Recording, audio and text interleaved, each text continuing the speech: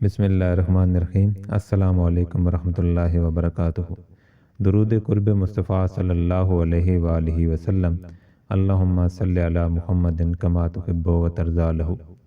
اللہ والوں نے نفس کی 3 اقسام بیان کی ہیں اور ان کی وضاحت کتابوں کے اندر موجود ہے۔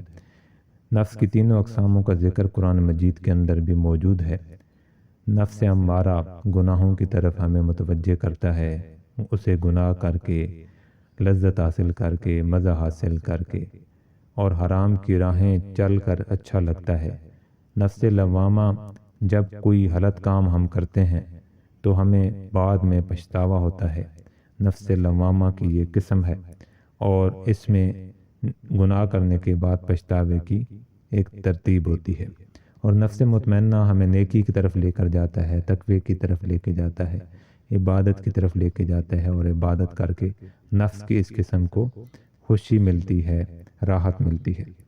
اللہ والے نفس کی اصلاح کے لیے کوشش کرتے ہیں۔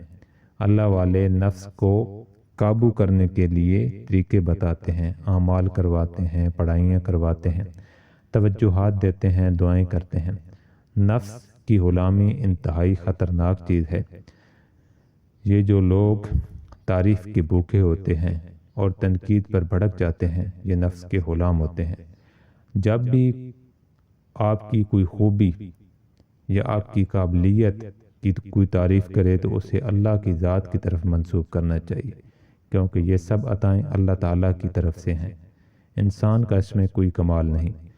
بعض اوقات ایسا ہوتا ہے کہ ہم چند تسبیحیں پڑھ لیتے ہیں تو خود کو نیک سمجھنے لگتے ہیں، اور ہم یہ چاہت دل کے اندر رکھتے ہیں کہ ہمیں نیک گردانا جائے، محافل کے اندر ہماری تعریف کی جائے، ہماری نیکیوں کا پرچار کیا جائے۔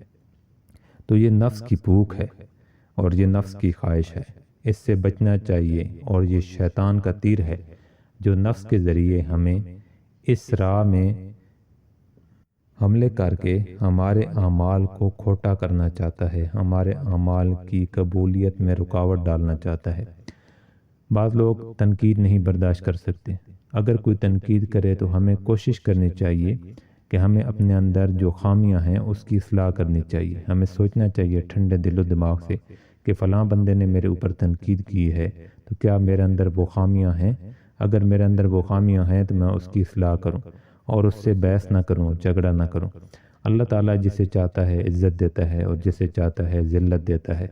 پوری دنیا کی مخلوق اگر لگ جائے کہ فلاں بندے کو ذلیل کرنا ہے تو وہ اس کو ذلیل نہیں کر سکتے جب تک اللہ کی چاہت نہ ہو۔ حضرت موسیٰ علیہ السلام نے اللہ تعالیٰ سے پوچھا، یا اللہ آپ کو بھی ہنسی آتی ہے؟ اللہ تعالیٰ نے فرمایا، ہاں 2 موقعوں پر مجھے ہنسی آتی ہے۔ ایک وہ موقع جب میں کسی کو عزت دینا چاہتا ہوں اور مخلوق لگ جاتی ہے کہ اس کو ذلیل کریں، تو اس وقت مجھے ہنسی آتی ہے کہ جب میں نے فیصلہ کر لیا ہے کہ میں نے اس کو عزت دینی ہے تو تم کیا کر سکتے ہو؟ کوشش کر لو، تمہاری کوشش کسی کام کی نہیں۔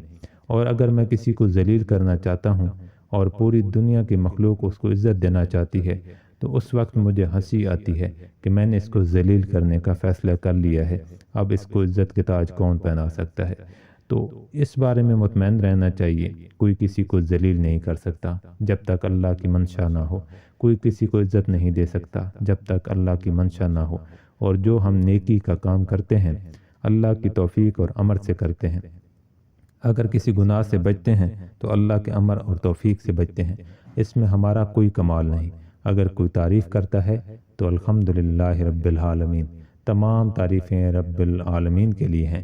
اور اگر کوئی ہم پر تنقید کرتا ہے تو وہ ہماری بشری غلطی ہے، ہمیں اس کی اصلاح کرنی چاہیے۔ نفس کی ان کارستانیوں پر ہمیں نظر رکھنی ہوگی۔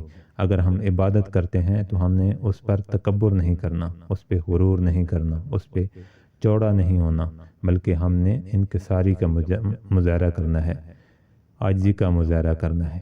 اعمال کرنے کے بعد استغفار کرنی ہے، اللہ سے توبہ کرنی ہے، اللہ سے معافی مانگنی ہے کہ یا اللہ میں عبادت کا، ذکر کا، درود شریف کا حق ادا نہیں کر سکتا، تو اپنے فضل و کرم سے میرے اس عمل کو، ٹوٹے پھوٹے عمل کو، ٹوٹی پھوٹی عبادت کو قبول فرما۔ اور جب اس کی منشا ہوگی وہ قبول کر لے گا اور آپ اللہ کے ہاں مقبول ہو جائیں گے۔ عبادت کے جو معاملات ہیں اس کے اندر تعریف اور تنقید پر بھی آپ نے نظر رکھنی ہے کہ تعریف کے وقت مزاج کیسا ہوتا ہے اور تنقید ہوتی ہے تو مزاج کیسا ہوتا ہے۔ یہ باتیں آپ کے لیے بھی ہیں، یہ باتیں میری اپنی ذات کے لیے بھی ہیں، اور ہمیں کوشش کرنی چاہیے کہ شیطان اور نفس کی کارستانیوں، شیطان اور نفس کی چالاکیوں پر ہمیں کڑی نظر رکھنی چاہیے۔ ہمیں ہر وقت اپنے آپ کو جانچنا چاہیے اور مخاطب کرنا چاہیے، اور ہمیں ہر عمل کے شروع میں، درمیان میں اور آخر میں اپنی نیتوں کو ٹٹولنا چاہیے۔ کیا میں دکھاوے کے لیے عبادت کرتا ہوں؟ کیا میں تعریف کے لیے عبادت کرتا ہوں؟ کیا میں لوگوں کے سامنے نیک بننے کی کوشش کر رہا ہوں، یا میں اللہ کی رضا کے لیے، نبی کریم صلی اللہ علیہ وآلہ وسلم کی محبت میں درود شریف پڑھ رہا ہوں، ذکر کر رہا ہوں، عبادت کر رہا ہوں؟ اللہ تعالی ہمیں سچی راہوں کی طرف چلائے رکھے اخلاص کے ساتھ۔ اور ایک اللہ والے نے کیا ہی خوب فرمایا کہ ہم علم مانگتے ہیں اور ساتھ عمل نہیں مانگتے۔ ہمیں علم بھی مانگنا چاہیے، ساتھ عمل بھی مانگنا چاہیے، اور عمل کے ساتھ ہمیں اخلاص بھی مانگنا چاہیے۔ اللہ تعالی ہمیں علم بھی عطا فرمائے، علم پر عمل کرنے کی توفیق بھی عطا فرمائے، اور اس عمل پر ہمیں اخلاص بھی عطا فرمائے۔ اللہ تعالی ہمیں دکھاوے سے بچائے۔ درود شریف وہ مقبول عمل ہے جو قبول ہے، اور درود شریف کے اندر اللہ تعالی نے قبولیت کی اور محبوبیت کی خوشخبریاں ہمیں نبی کریم صلی اللہ علیہ وآلہ وسلم کے صدقے پہنچائی ہیں، اور ہمیں اس خوشی کے ساتھ، اس اعزاز کے ساتھ درود شریف کا سفر جاری رکھنا چاہیے کہ اللہ اور اس کے حبیب صلی اللہ علیہ وآلہ وسلم کی محبت میں ہم درود شریف پڑھ رہے ہیں، اور ایسا عمل ہے درود شریف جو قبول ہے۔ اللہ تعالیٰ ہمیں کثرت کے ساتھ درود شریف پڑھنے کی توفیق عطا فرمائے۔ آج کے لیے اتنا ہی۔ السلام علیکم ورحمۃ اللہ وبرکاتہ۔